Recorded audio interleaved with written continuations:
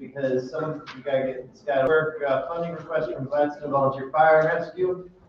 You could go ahead and come on up. Sorry about that, we didn't mean to keep you from getting to your, something that pays your salary. I'm sure you had fun. Danny? Okay, we have Chief Humbles here from Gladstone Fire and Rescue. The Emergency Services Council endorsed the request for an 80-20 support program to purchase and upgrade equipment for Gladstone Fire. The cost of the unit is $215,000, and it is for a 9-foot Spitfire quick attack unit. And the 80% would be the county's portion at $172,000, and the 20% would be Gladstone Fire and Rescue's portion at $43,000. Typically, in the 80-20 program, a lot of agencies make use of the interest-free loan program to cover their portion, their 20%. So as far as I know from the materials we've received, this replaces unit number 45, which is a 1996 M&W tanker. And in speaking with Chief Humbles, he noted to me that 10% would be required as a down payment with the order, which would be approximately $21,500. He said they may be able to cover that themselves and get reimbursed later on. And then the balance would be due at completion of the building of the vehicle, which is likely going to be in this fiscal year, FY23. So right now that's an unbudgeted expense. However, we do have some contingency funding should the board wish to proceed with approval of the request. And I'll let Mr. Humbles, any technical questions you may have about the unit they would like to purchase. All right. I don't think I met you. Yeah, I'll say it. I'm actually been the chief of Gladstone for 15, 16 years. I live in Upper Max. I'm on the other side of the road. Yeah, this unit, we had been looking, we was up to date this year for the unit. As y'all know, we kind of go through a rotation for 5 phones. We found some different styles. We had to close it on to the emergency council.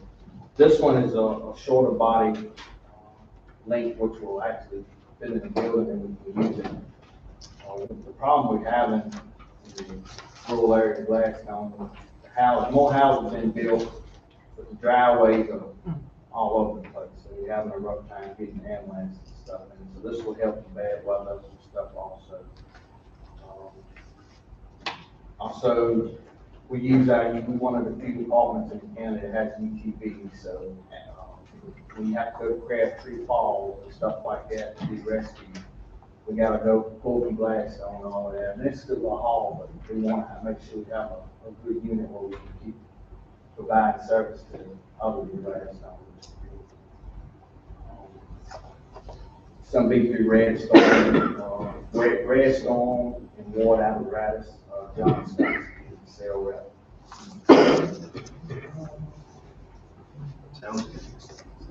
Has this gone through the council? Yeah. Emergency council, yes. Okay. And they gave the affirmative? All right. Do y'all have any questions for the chief or Ken? No, let's get a motion to approve. So moved. Motion. Do we have a second? Second, Ms. Barr, any discussion? Here, no discussion. Vote by acclamation. All those in favor say aye. Aye. Any abstentions? Objections? None. Unanimous consent. Have a great day. All right, thank you, sir. Thank you. Thank you. No problem. All right, now the Commonwealth Attorney. Now sit down. All right.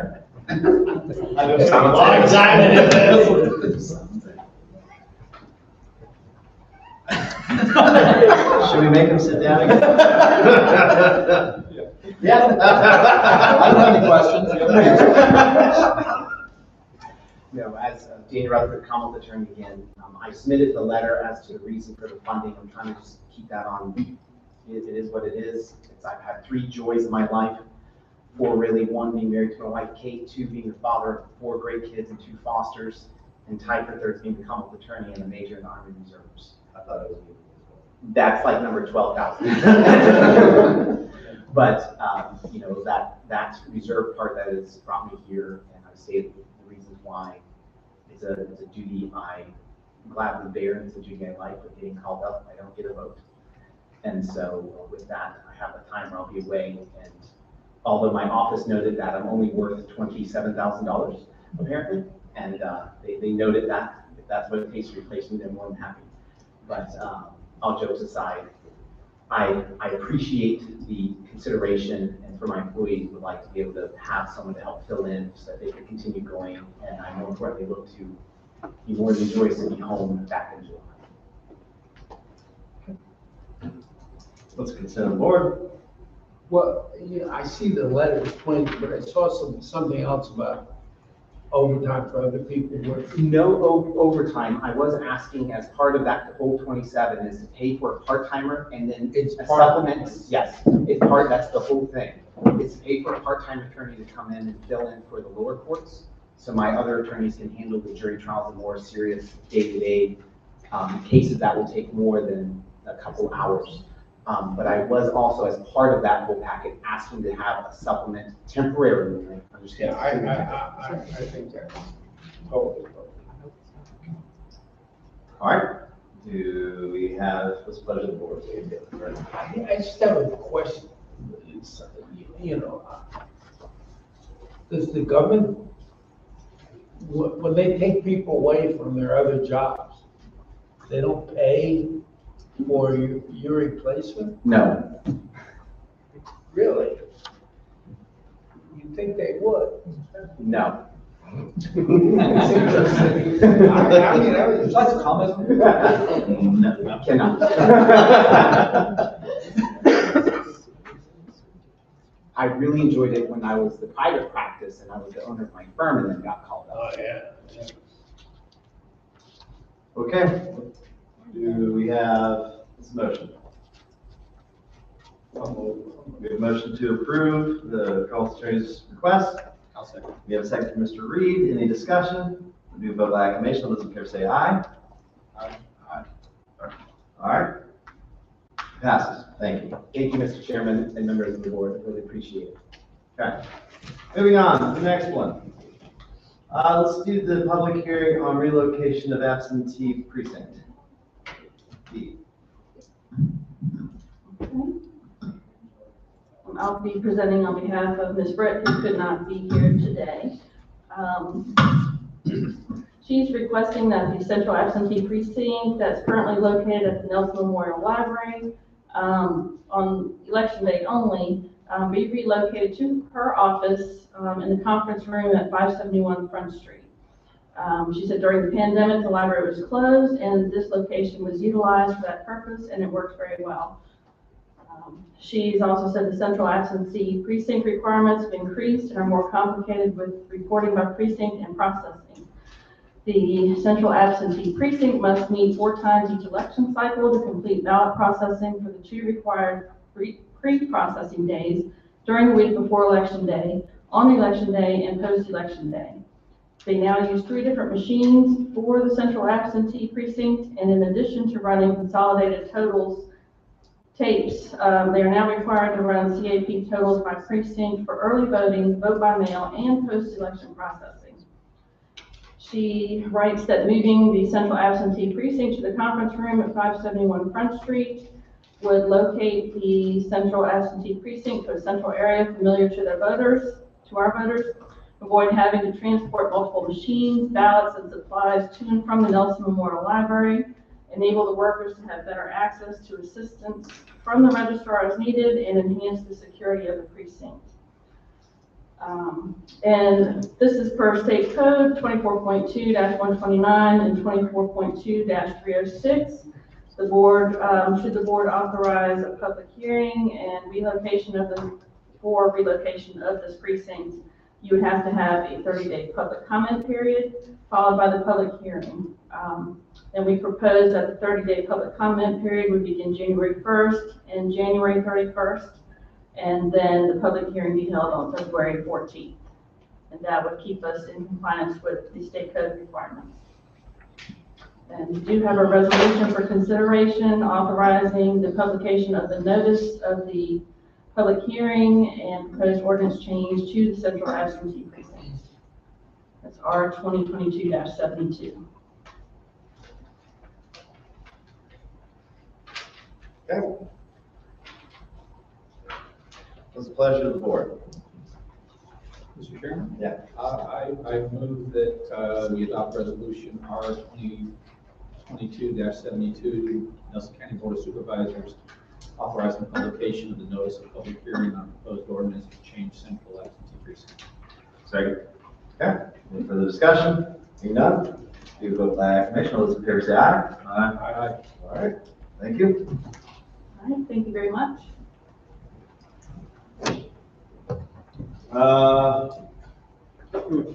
We've jumped around a lot. Yeah. Home art funds allocation plan. Okay, I'm going to introduce this item. We have Margaret Claire here from the Community Development Foundation, who will do the presentation, and also we have Ms. Christine Jacobs from the Planning District Commission in case you all have any questions that we can't answer regarding the home ARP funds. Last month, I reported that PDC will receive approximately $2.4 million in Home American Rescue Plan Program funds. Of these funds, each member jurisdiction of the PDC will receive $347,405. The county may choose to administer these funds itself, pool the funding with another member jurisdiction, or partner with a current home subrecipient such as Nelson County Community Development Foundation. As you'll see in our presentation, these funds must be used to benefit individuals or families from the following qualifying populations, which is the homeless, the at risk of homelessness, fleeing, attempting to flee domestic, dating, or sexual violence and or human trafficking and stalking, other populations experiencing housing instability, and veterans or families of veterans that meet one or more of these criteria. So staff has been working with NCCDF and other stakeholders to put this plan together and present it to you today for your consideration. So I'll introduce Ms. Margaret Claire.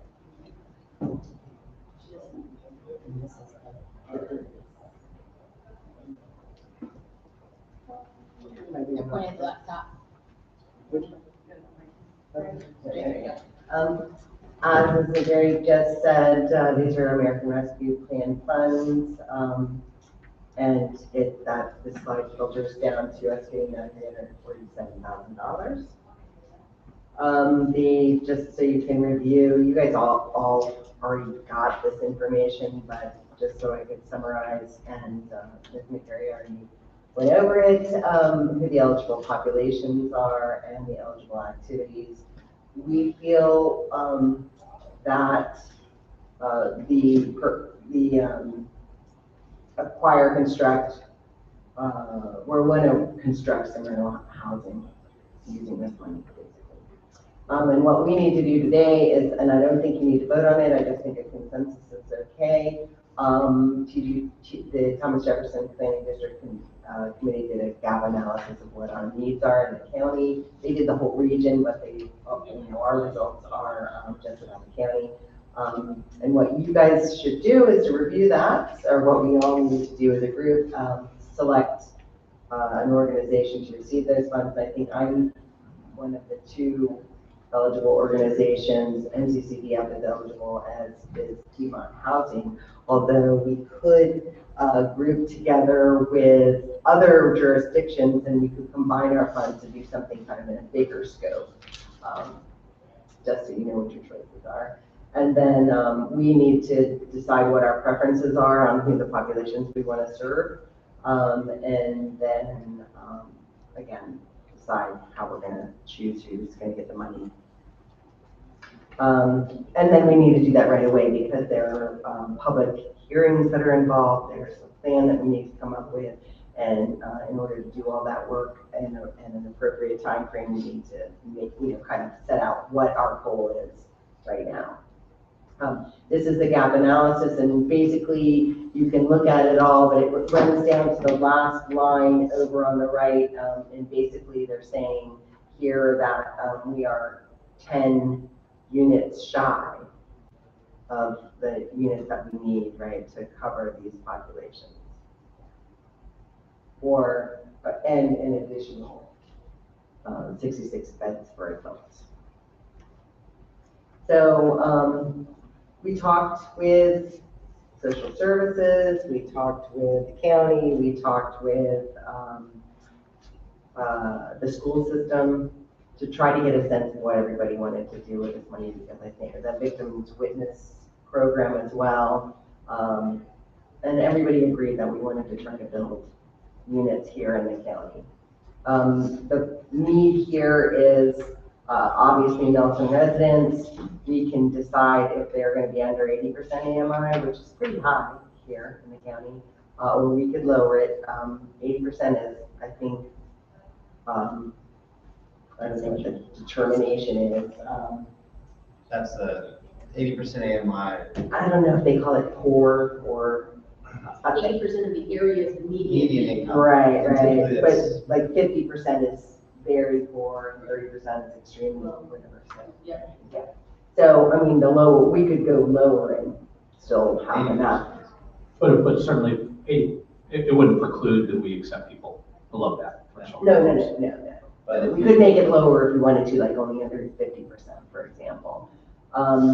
Elderly and disabled are always, on the top of our preferences. And then in some of my recent experiences with emergency vouchers, I really feel like there might be a need for families with children, specifically single parents with children. So I've been seeing that more and more lately. And I just wanted to kind of show you, I got these numbers from I quoted on the next one, but the poverty in Nelson, and this is not the AMI, I think it's 30, I don't remember, the numbers that I used don't use a particular AMI, it's like a certain mark, and I'll have to tell you what it is on the next slide. But this is just generally speaking, and I don't really think it kind of represents, I didn't think that it represents exactly what our elderly population was exactly, and I wanted to kind of drill down on that a little bit because I talked to a lot to Blue Van Lisa Foundation, and they had a plan ready to go, which was to do single bedroom units in a quadplex. So it was 8 units in a square, the single bedroom units, because they were specifically going to reach out to elderly people. And also they were going to reach out to elderly people who were homeowners who might sell their home to the foundation for renovation in either sale or rental, and then that person would have lifetime rights to one of those units. I really, in my experience in Nelson, I don't see that happening too much. But, we could always definitely, I definitely think we should make it an option. So anyway, I just looked at these from the 2020 ACS 5-year estimates, and their poverty level is a little bit different from the AMI, but I just wanted to see what the differences were per district, because I think that it's, we have significant differences in each of those districts, and I think it kind of hides, when you look just at all of Nelson, it hides some of the areas that really have a need. So, and as you can see, especially poverty under 18, that doesn't really even exist in the North and Central District, according to these I looked numbers. at this morning. I was really surprised by the East District. Yeah, I know, I went back and checked it over and over and over again to make sure I didn't make any mistakes. And it is 2020, but. But also, I know people who live in North and Central District who are poor. Oh, yeah, well, there are definitely poor people there. And if we think about our numbers, these don't represent a huge number of people. But I think that what I'm saying to you is we would look at the overall Nelson poverty over 65, and you would see a different picture than if you pick it out down to this. I wanted to look at this from the school perspective as well, because I think it kind of answers some of the questions I have about, how much can we afford. I think what it shows is that in the North and Central District, you don't have family poverty. Mhm. You don't have families. Right, exactly. Right. Like you do in the other And the parts of the seniors county. aren't that poor But there either. are- Right. Exactly. There are some, definitely there are some. Well, this was just kind of to show that we were thinking about it, that, you know, I'm trying to be as thoughtful as possible when we're putting this plan together. Again, it is an initial plan. I think we'll probably move forward with it with your permission, obviously. We want to, so we have the duplexes in Shipman that are constantly rented. There's never, I mean, I think I might have gone a month with a vacancy. These are 2-bedroom, 1 bath. They're about 1,000 square feet each one. Again, I told you Fluvan is doing 1-bedroom buildings. They're like a little L-shaped building with 2 1-bedroom units in each L, and then putting them in in a group of 4, so it's 8 units. We'll do something along those lines. And I actually got into the budget numbers of it, and I couldn't figure out how we could build this for less than $200 a square foot. I mean, not just ballparking it, but, so we will have to find some other money to do more than 2 or 4. But we're doing. the cost and the square footage would be larger for 2 bedrooms. Right, exactly, but still. Is there any way you couldn't use this money, is what I would like to see, if that money could be treated, because it's essentially, you're asking for 300,000, 347. What I think you could have a really great relationship doing, as opposed to this being a one-time thing, build, develop Virginia housing on the backside, and then do it again with that same pot of money. Say that again. Yeah, What I'm saying is she could potentially utilize this money as a line of credit, so to speak. No, I'm not saying that she doesn't do it all at once. Use this money, develop the duplex, and then utilize some of the financing agencies such as Virginia Housing to then flip this, and then she can cash out, reutilize that funds to then do it on another property. we can't sell, these aren't for sale, they're for rental. No, they'll do that. They'll do Virginia Housing as permanent. Yeah, well, I mean, that's one of the things we need to do is find other funding, so Yeah. I will talk to you. I'll talk to you later. about that, because I think that's gonna be the key piece, because then you'll be able to replicate it time and time again. Right. We also wanted, in talking with the other groups, we would love to look into, holding some of this money back to use for rental assistance, and supportive services to augment the kind of money that's already out there in the community now. And also, capacity building for my organization, because, it's a very small organization. We're doing a lot of labor right now, and I would like to see our foundation, be a stronger partner in the future, for this county. Do you think that under the proposal, we could do both? Both Depends the on how building good I am and at the- finding other money. Right. Yes, so I mean, That's the so goal. I had to put together kind of like a broad budget, but, and just like if we, it just depends on how much these buildings cost. I mean, and I think certainly advocating for that second piece, the best thing, if there is a way that a funding source can exist to where Nelson County Development can utilize funding that constantly is turning over long-term rentals, we'll find that probably has a lot more value than rental assistance for 2 months. Oh, yeah, but this is just for gap funding Yeah. sorts of things. So, and also capacity building is limited to 5% of the whole thing, so it's only like $17,000 out of the whole thing that would go for that, so. This is, our duplex design, and then I basically, told you what our plan would be, which is we'll do as many of these buildings as we can, and make them accessible, as energy efficient as possible, really low maintenance. We have 6 acres in Roseland off of St. James Church Road. That could be, we could start right away. We already have it.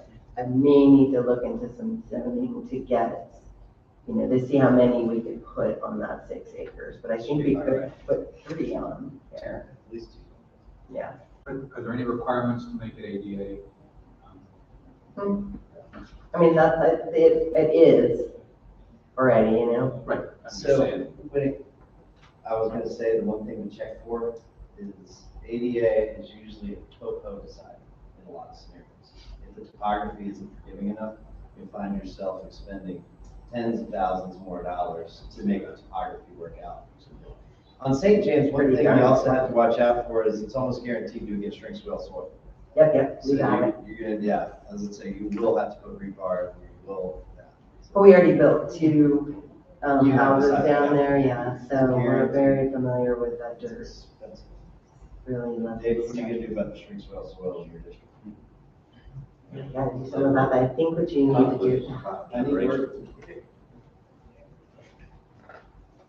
We also have some lots, I think maybe 4 lots in Harrington, so those are not as flat, so it's, a lot more site work that would need to be done on those. So, and they're also single family in the development, so I don't know if we want to have to work that hard. I think we have a lot more flexibility here. Going back to that, let's see if we could get a senior who's living in a house that needs to be rehabbed to sell us their house and move into one of these. Am I gonna find some older person in Schuyler who's willing to move to Roseland? I don't know. It'd be interesting to see if they're interested. For lifetime rights, so it might be interesting. Again, you see we've got $347,000 from the Hemmark funds. I probably am getting between $80,000 and $90,000 my allocation for home funds. When I say mine, I mean NCCDF money. I don't get any of it. For the renovations and that sort of thing, but I could put them all towards this project as well, I believe. And then, of course, the value of that 6 acres is $30,000, and then I would be looking for additional money to supplement that project. So, any questions?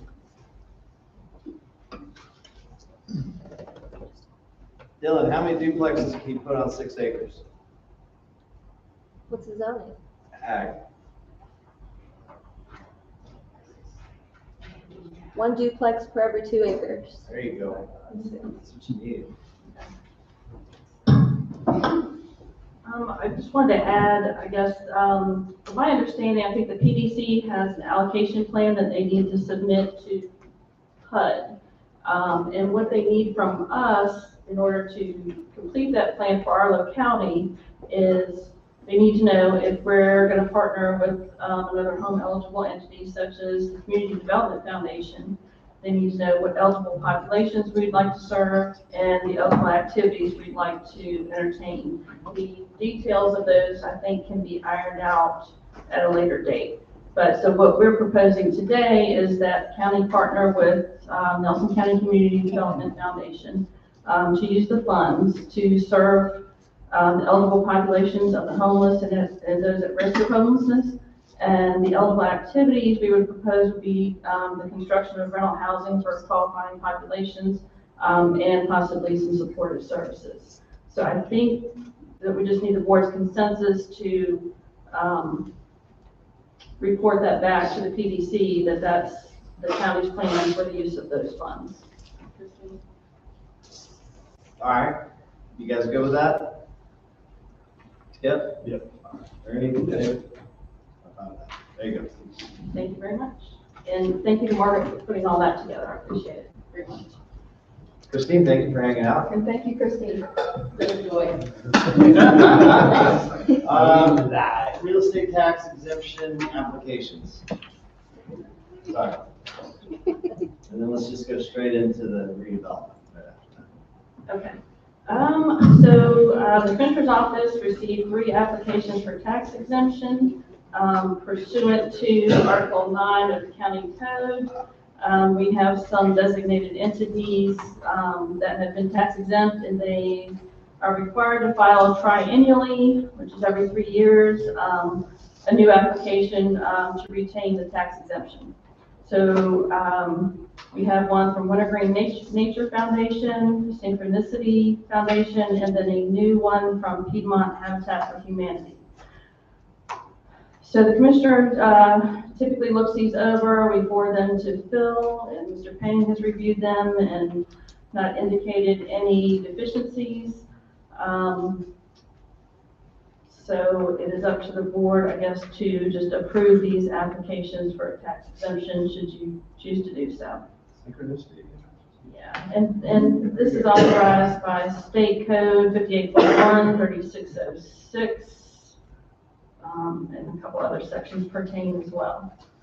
What is the total impact, dollar cent wise? So I did some research today. It looks like for Synchronicity, the dollar impact, from what I could tell, is about $20,435 in taxes, and that's real estate only. Wintergreen Nature Foundation's tax forgiveness is about $8,605, and then the Piedmont Habitat for Humanity is about $289. So less than 20, or less than 30,000-ish, somewhere in that ballpark? Yes, that's correct. And those, Synchronicity Foundation and Wintergreen Nature Foundation have a long-standing tax exemption with the county. What does the board want to do? Do we need a motion? Yes. Well, let's see. So there's no real resolution. We don't have a resolution, but I move that we Yeah, approve as the 3 applications for real estate tax exemption. we have a motion, we have a second. Synchronicity is much too complicated. We have discussion. What do you want to say? We already started. All right. This will be fun. No, You go first. You No. said something. Well, we still have a motion, we need a second still.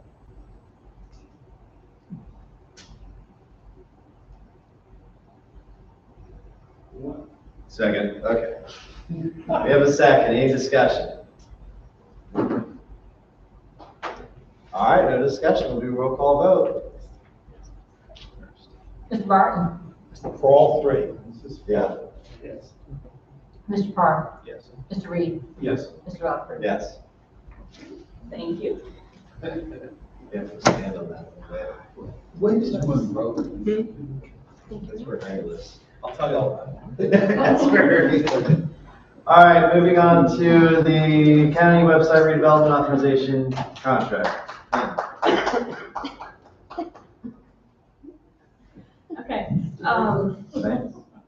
As reported, I think previously to the board, over the past couple of months, our .gov county website has been losing functionality, primarily in the county staff's ability to update its content.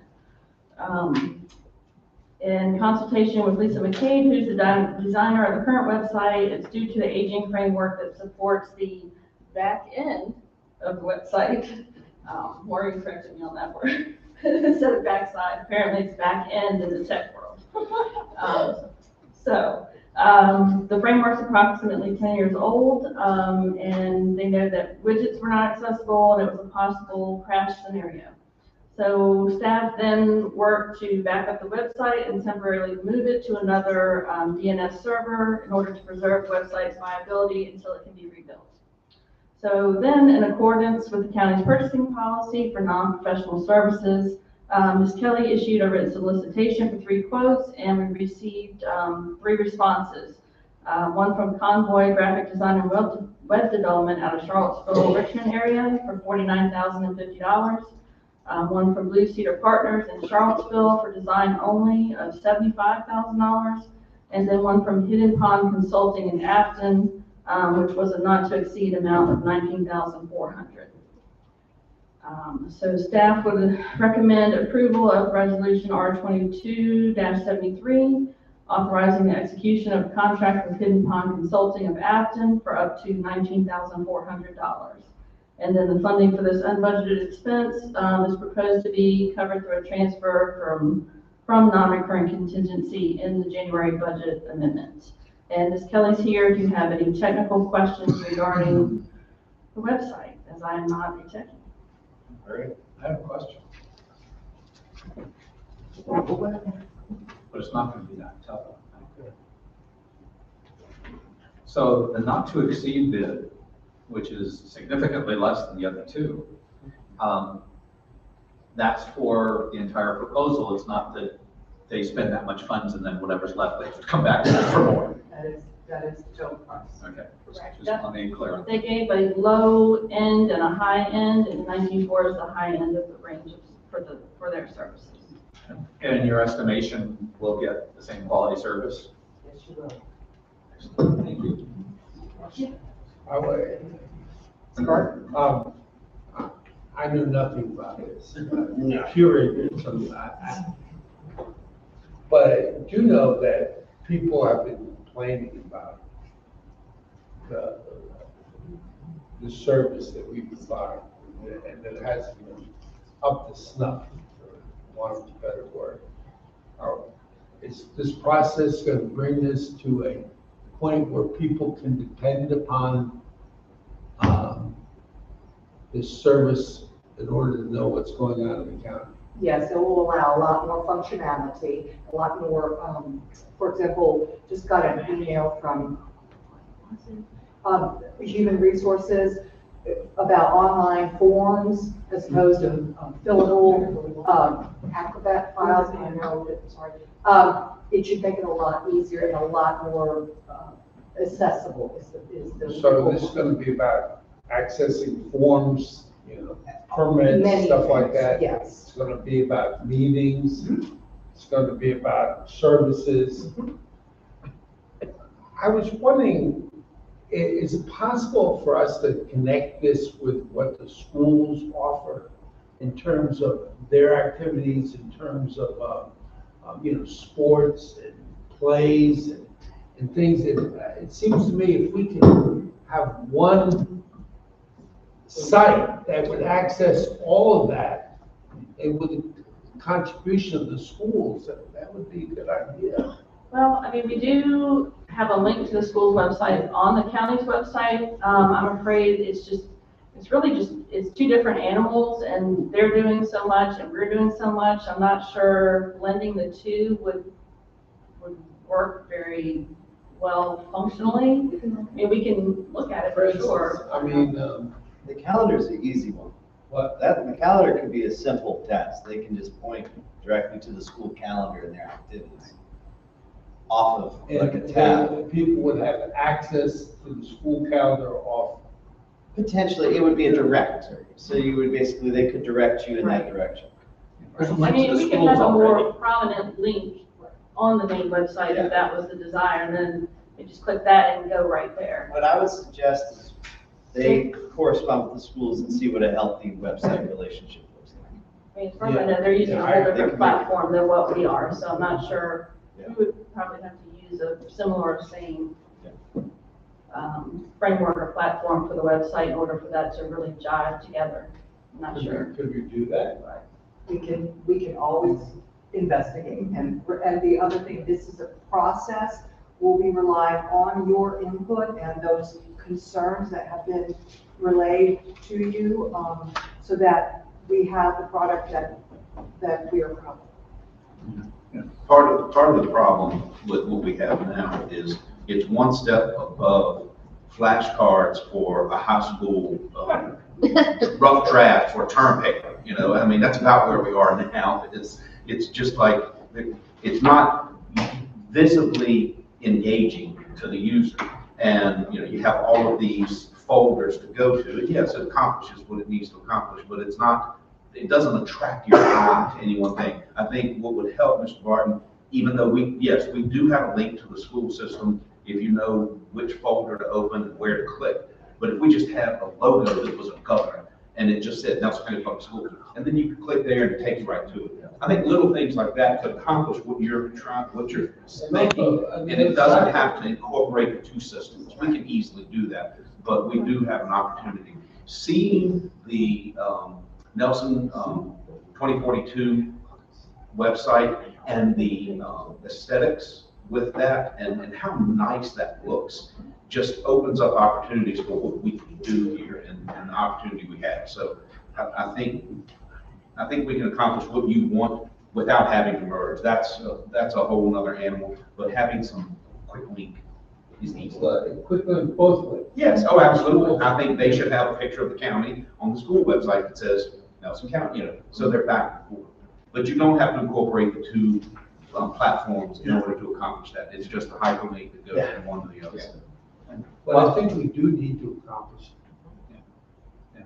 While we don't have to have, we don't want to, duplicate efforts or anything like that. Oftentimes there are, cost and experience and labor savings when you have, similar platforms and you do have coordination between the schools and the county. They are the two biggest, arguably, accessed information things that our county looks to, that the people of Nelson look to. So I think that although it might be broader than what we're going to decide to do, and I don't think we should hold it up for any reason, but if we were able to simplify and maybe have things on the same platform, so we don't have to have duplication of resources and things like that, it might be a cost saving. I just don't know if it would be or not. I don't know if that's something that would be covered by this, but it seems like it's worth looking at. In terms of the functionality that we should gain by making these improvements, from what Maureen was talking about, right now when you do the county application, you can download the application, you can fill it out on your computer, but you can't resubmit it to the county online. So those are the types of things that we're looking to improve upon, and that can extend out to building inspections, planning and zoning, where their forms could be filled out and submitted online as well. So that's an improvement we're definitely looking to make. And the public may be aware right now, we typically would post the Board of Supervisors meeting packet on the county calendar. Well, that's part of the functionality that we've lost right now. So we've been having to just post a news story that contains the link to the packet. So that's one thing that will be rectified for sure. All right, can we get a motion to approve the going into a contract with, We've got a resolution you can approve. I move we approve resolutions R 2022-73, Nelson County Board of Supervisors authorization of website redevelopment contract. motion, second. Second, Mr. Bartlett. Any discussion? Hearing no discussion, vote by acclamation. All those in favor say aye. Aye. I think, my ignorance in this whole thing points to what I think is the importance of it. You're gonna be our poster child. He's actually gonna be part of the development. Beta test garden. I'd actually like Skippy to work with you every day. You're required to have email in order to participate. Oh, wait. Oh, No, my own world, You do. All right, let's go on to the county administrator report. Thank you. Oh, geez, I don't think I brought that up here. I did. That's my fault.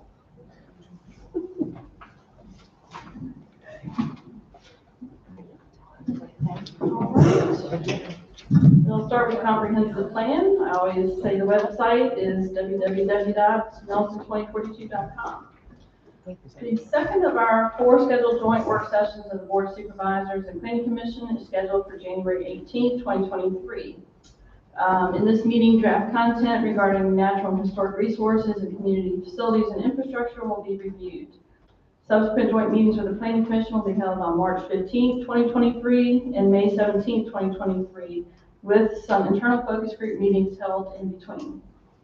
A brief summary of the outcomes of the public engagement process was presented to the school board at their December 8th meeting, and they were all very appreciative of getting that information. Market property development, as you know, we had a Board of Supervisors work session on November 29th, where follow-up from the September work session was discussed, and staff was directed to solicit a master planning proposal from architectural partners regarding development of the property. I've reached out to architectural partners to initiate this course of action with a response pending.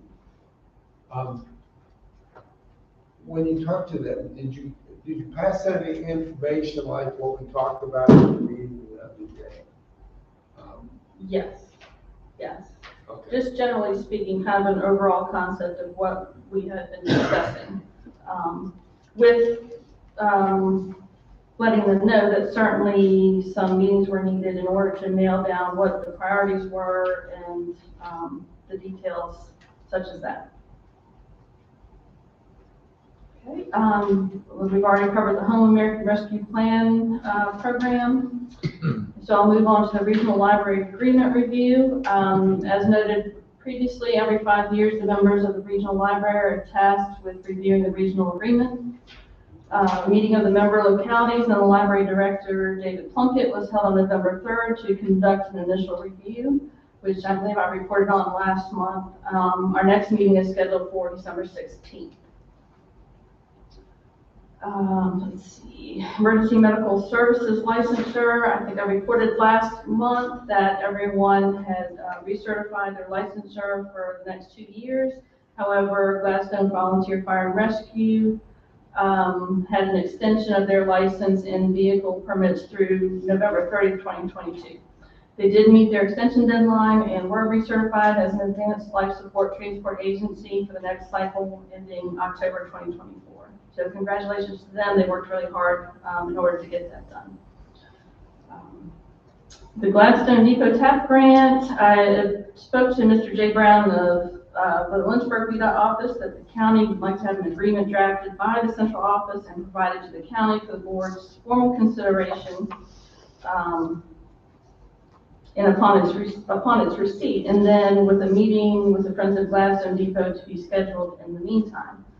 In talking to Mr. Brown, he said that in his discussions with VDOT staff, they should have the ability to administer the project on behalf of the county, which would be a big help to our staff. And this particular item would be made part of the TAP agreement provided to the county for consideration. He added he was amenable to having a meeting with stakeholders sometime after the new year and prior to the board's formal consideration of the project agreement. So we would reach out to board members to include at least 2 of you in that meeting if you would like to do that.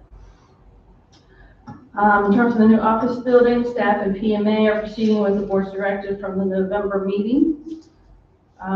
We did have a presentation on the adult drug court, and just to reiterate,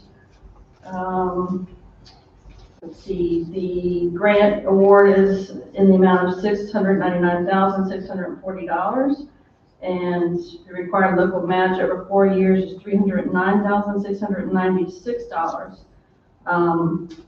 with $187,296 being in-kind match, and then the other $122,400 being in cash match. And we are working on the MOU with OAR for management of the drug court. So we'll be coming back to you to approve that MOU here in the near future. The short-term rental work group meeting was held on November 30th to discuss short-term rental tax collection, reporting, and enforcement. The group consisted of 3 members of the short-term rental community, Commissioner of Revenue, myself, Maureen Kelly, Dylan Bishop, Supervisor Reed, and Rutherford, and Planning Commissioner Hauschner. I think everyone was present except for one of the short-term rental community members, and Planning Commissioner Hauschner could not make the meeting. Our county's website was reviewed and is noted to be in good shape regarding the short-term rental information provided to the public. Commissioner of Revenue Campbell provided various scenarios that her office is dealing with regarding payments. She advised that the Commissioners Association was working on standardized forms and legislative language to be provided to legislators for the upcoming General Assembly session. And then Ms. Kelly also advised that the Virginia Restaurant, Lodging, and Travel Association was also working on their legislative program. An informative letter to all property owners following tax season was proposed, and it was noted that conversations regarding compliance issues would be forthcoming. I think both Mr. Rutherford and Mr. Reed may have more to add to that, I'm not sure, during either now or during your reports, either way. You already. Just that at the TJPDC meeting, Dave Blunt gave his legislative report, and he said that there's a lot of lobbying going on in Richmond on behalf of short-term rentals, which some of the legislation he suspects will have to do with limiting the abilities of jurisdictions to put regulations on short-term rentals. So he said that's something they're going to keep an eye on. Okay. Great. That's kind of disturbing. It is. It is. Yeah, they do it all the time. But right now it's talk. I don't think they No made it. bills have actually been put in yet, but. Well, what's this I heard about that? The state had passed a law that is making Airbnb is having to report these things more. That's what? Talking about the taxes, that did recently happen where Airbnb has to report tax revenue. Right. But they don't have to report, there's some legislation that needs to be made so that we have a little bit better understanding. The Commissioner's Office is getting checks from Airbnb, but there's no documentation as to who they're paying for. I mean, just last month, she got a check for $85,000 from them and has no idea who they're paying for. Yeah, there's good bills out there too, that they're gonna try, hopefully we can get this tightened up and not loosen this. Yeah, I mean, I was gonna say, we'll know more, and the Commissioner of Revenue said she was gonna let us know if there's anything we can do to advocate for our, did she get back to us yet? The letter, whatever the Commissioner of Revenue's. Not yet, no.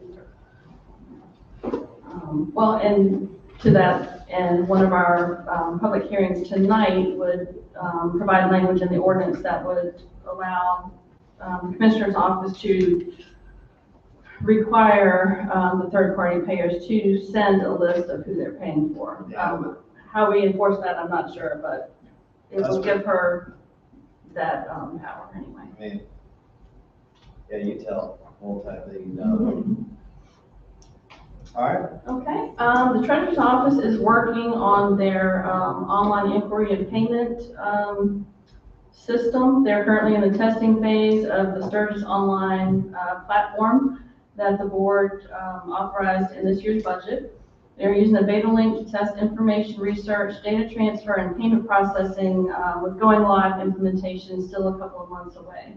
So people should be able to go online, see their account, see their property records, and also make payments. I think right now, all they can do is view their bill and pay it online. Whereas this will give them the opportunity to see the information associated with their accounts. The Albemarle-Charlottesville Regional Jail renovation project is moving along. The Board of Local and Regional Jails has approved the request for 25% reimbursement from the state. The matter will now head to the General Assembly for a review and vote on or about April 2023. If approved, the project would then be brought back to the localities and the Board Authority for inclusion in their capital improvement plans and budget in the spring of 2023. At that point, the ACRJ will procure architectural and engineering services and begin the final design process. Once the final design is approved by the Board Authority on or about the fall of 2023, they'll then procure a contractor to begin construction with final completion in the fall or winter of 2025. At this point, though, an interim financing is proposed to be used to fund the initial phase of the renovation, such as architectural and renovation fees. The estimated amount to be financed is approximately $4.56 million, and Davenport and Company, who is the jail board's financial advisors, will come and brief the board on the proposed bond anticipation note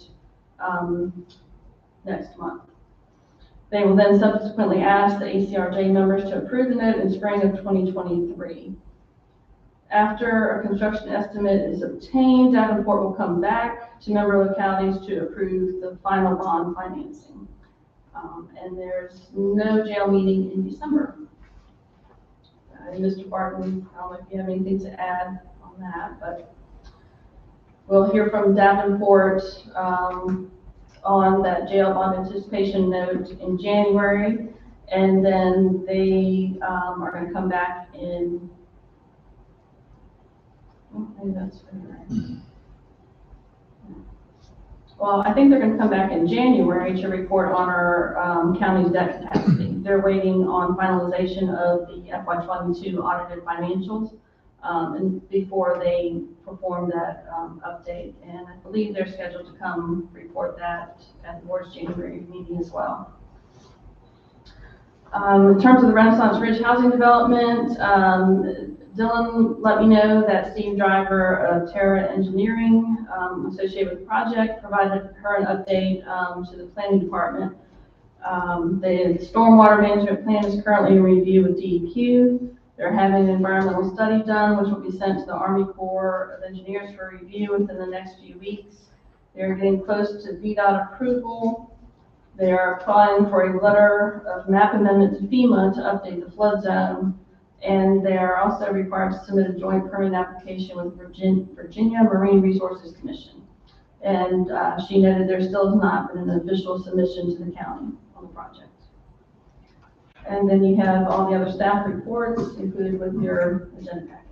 Great. Sorry, that was so long. All right, moving on. Any questions for Candy, or can we go on the board reports? Okay, board reports, Skip. Right. Ernie. Skip. Skip, do you want to talk about the recreation? Yeah, progress was made. I mean, we're moving in the direction of deciding what we want, planning, and people ideas. I mean, I think the main thing to say is that we're moving towards having a recreation center for the people of the county.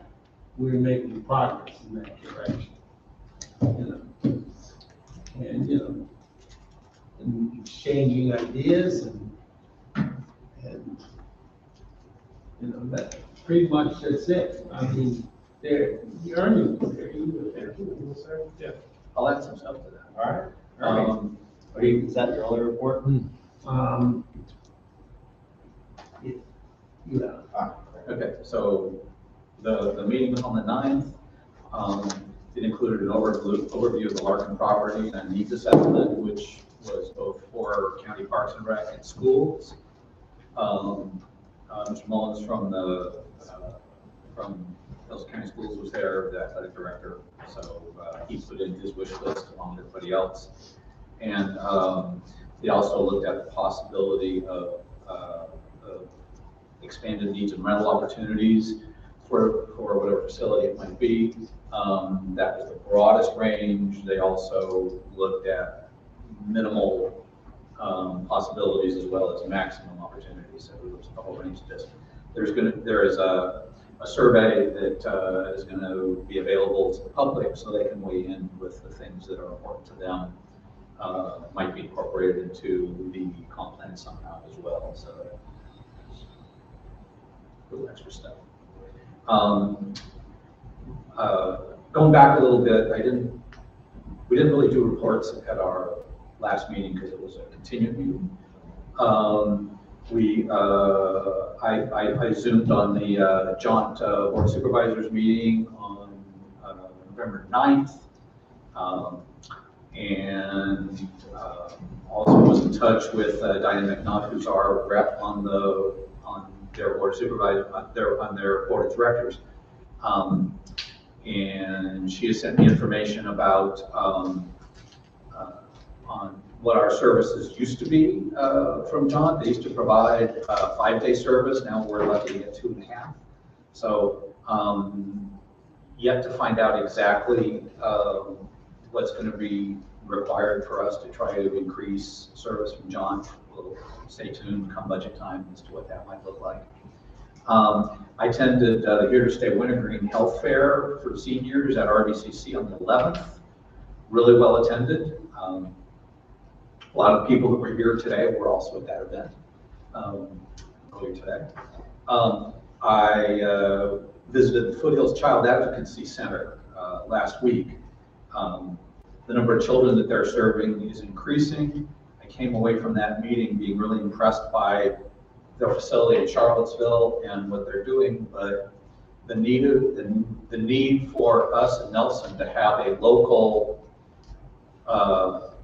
location for child intake and forensic interviews for children is really acute, so families don't have to be taken all the way to Charlottesville, mostly with police escorts.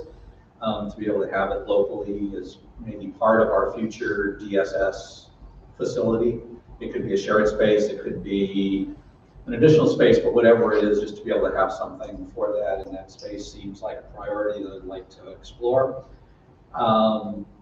The other impressive thing is the collaboration with DSS and the Sheriff's Department in terms of working with foothills. That's real positive. Regional Housing Partnership Week meeting at PJTDC hosts. Yeah, that, which they provide. Went to that meeting. Sally Hudson gave a list of bills that could be introduced in the legislature that would help housing for potential. She had a lot to say about that. You say there was one that was kind of funky. No, there was something Medicaid related. Yeah, that would be to be able to allow Medicaid funds to go towards housing, right? Recognizing the fact that health is related to housing. Yeah.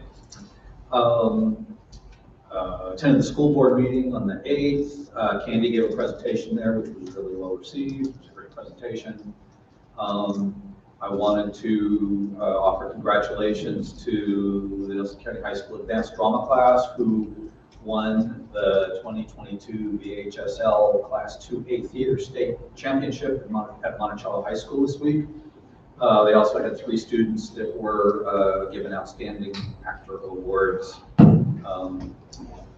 They did a great job. I was not able to go to the fundraiser that they had so I didn't get a chance to see it, but reports were positive for sure. Glowing. And the other thing is that I have requested from the DEQ that there be a public hearing on the additional biosolids applications that were made in the county. There's a total of 25,000 acres that would be treated with biosolids. I submitted a letter on my own behalf, not on behalf of the county, suggesting some concerns and that it would be really good information to be part of a public hearing, so people could have questions answered and get more information from the DEQ about it, because there were a lot of questions and I had people contact me about it. Got notice yesterday that the request for a public hearing was denied, so there will not be a public hearing on the biosolids application. However, there was a memo that the DEQ sent to me, which I forwarded to Candy, about the concerns that I raised, and the information that is in their memo are extremely interesting. I suggest that y'all take a look at them, because we won't have an opportunity to comment on biosolid application as a county unless we have another large application increase in applications for additional acreage. So it was unfortunate that it was declined. The criteria that they use to determine whether a public hearing will happen or not was never communicated to me, even though I asked questions about it 2 different times. It was very interesting that the DEQ seems to take a minimalist approach to regulating biosolids and to providing public hearings for the people of the Commonwealth on such issues. That's my report. All right, David. EMS council met. It was nice to have Mr. Atkins in attendance. He was engaged, not just there, but he was actually actively engaged in conversation with the department, so that was a refreshing change. Discussed the Gladstone truck, obviously that got approved and was brought here today. And then just side notes on a lot of the discussion was about the concerns and fears of diesel prices climbing to $10 a gallon and how that might impact emergency services and county budgets and all that. Sounds good. All right. Moving on, I guess me, I'm gonna save up for next month. Moving on to appointments, we have no appointments to be made, we have a lot to do next month. If there's nothing else, let's go to correspondence. Are we good, Amanda? All right, correspondence, Skip, any correspondence? Ernie? There you go. No correspondence. Any directives? Skip? Not directed, but, address what the gentleman with the public comments said about the parade. Apparently, someone drove a truck in the parade with a political statement. Not overly outrageous, but enough to concern enough people to call me and ask me what was that about.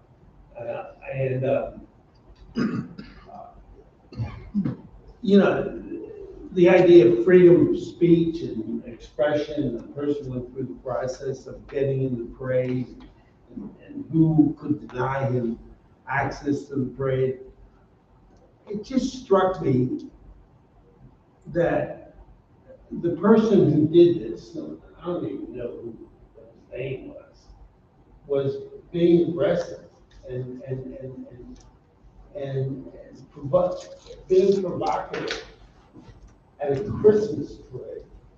And, you know, it just seemed to be disturbing that, that the person felt it was necessary at a Christmas parade to make a overt political statement that would invariably disturb other people.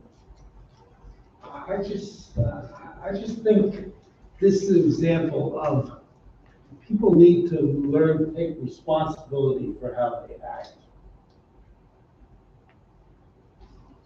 And hopefully held accountable.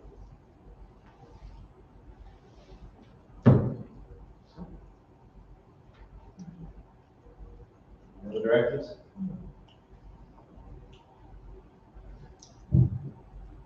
Just one note that the schools on this point, Nelson County Schools actually stream the parade. So you can actually go online and take a look at that, and you can watch the parade in case you'd like to see what it is that that was all about. I know you may have seen it already, maybe not. I know you don't have it. But anyway, You can check YouTube. yeah, it's all there. But you know, I agree that anything that you know, looks or smells like an endorsement of a political position at a Christmas parade doesn't really have any place there. And I just hope that you know, some things can be put in place so we don't have to replicate that. Mr. Parr? Yeah, I went to the play on Saturday night in Charlottesville, and it's just so remarkable, the quality of what we do in drama. You know, all you guys have seen it over the years. It just never ceases to amaze me. It always seems to be something remarkable. You know, I really, and proud of Nelson County for their ability to do this year after year after year. They've been good for a long time. Long as you've been alive, no. Probably. Yeah. Well, that kind of thing's infectious. You know, not only do they have really exceptional, you know, Ms. Driver, and you know, and Peter Coy. Not only are they really excellent in what they do, but you know, the kids that you know start as underclassmen and then you know get to feed off the vibe to the ones that become juniors and seniors that are really excelling at it. That just builds, and it's a wonderful program. So. All right, I mean, and to kind of echo some of this, yeah, of course, I was at the parade, and the parade is bigger than that sign, for the record. it hurts me that that had to dominate a good thing. By and large, that parade was a wonderful, minus that one particular moment, was a wonderful thing for our county, a wonderful reflection of our community who were part of it, the smiles. And I always hate to, and you know, the live streaming was even better. There are folks in nursing homes able to watch their grandkids be in the march and walk by. That was kind of cool to hear about. And folks who are held up and stuck at home. You know, I'm not going to let a little blip there, you know, put down the rest of Nelson, of course. You know, I of course not. The fire department did a great job with what they needed to do. And it's a shame this is something that had to happen. It was not the fire department, it was the school, it was individual decisions. Someone decided to make the decisions they did. So. All right, moving on, we got a closed session. Ernie, do some reading.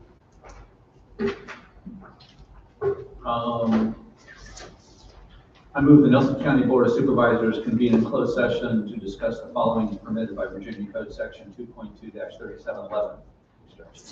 Discussion or consideration of the acquisition of real property for a public purpose or of the disposition of publicly held real property where discussion in an open meeting would adversely affect the bargaining position or negotiating strategy of the public body, and consultation with legal counsel and briefings by staff members pertaining to actual litigation, where such consultation or briefing in open meeting would adversely affect the negotiating or litigating posture of the public body. Motion, do we have a second? Second. Second, Mr. Farr, any discussion? Roll call vote. Mr. Martin? Yes. Mr. Marr? Yes. Mr. Reed? Yes. Mr. Rutherford? Yes. All right, thank you all. Gentlemen, before you start,